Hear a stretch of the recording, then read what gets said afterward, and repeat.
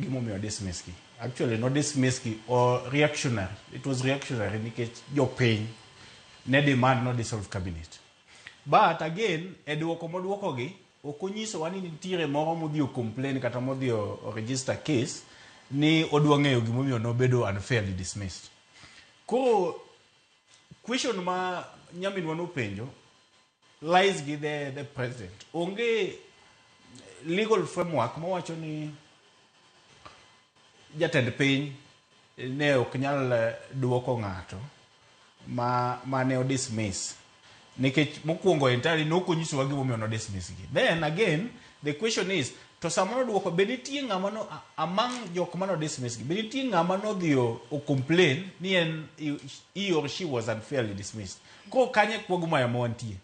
But it is upon parliament mondo dio tim thorough grilling ne these nominees in glare cameras mondo the public ung'e ni to ka givet ng'ato kata ka givote ng'ato in be ng'ano omit merits to even the explanations mage on that docket or the know-how or the knowledge about the docket mobedo appointed be bonyiso ranyisi moro no nyalore gi that docket, and that now depends on our representatives mane wayiero watire parliament.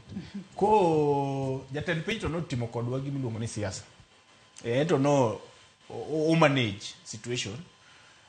Ko parliament ema koro mondo kony jopiny mondo jopiny one ni adier ne wayiero jotelo manyalo timore nat manyalo dhi representwa e National Assembly.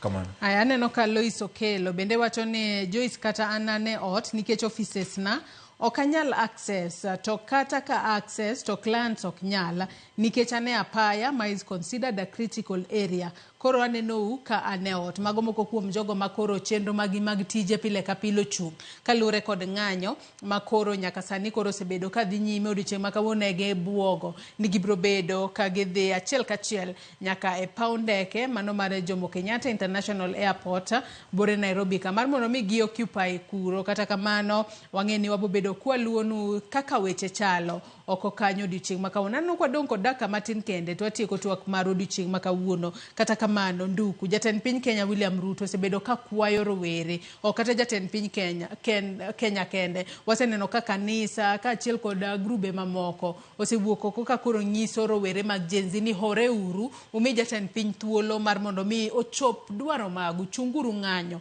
Kata kamano pok waneno ka magi timore. Bendi paro ni ber ka rowere koro dok chien gi wach ni ero koro we wachung ng'anyo wamiya ne jatend piny time ochopa ne moko kuom demands magwa kose seche moko se miye time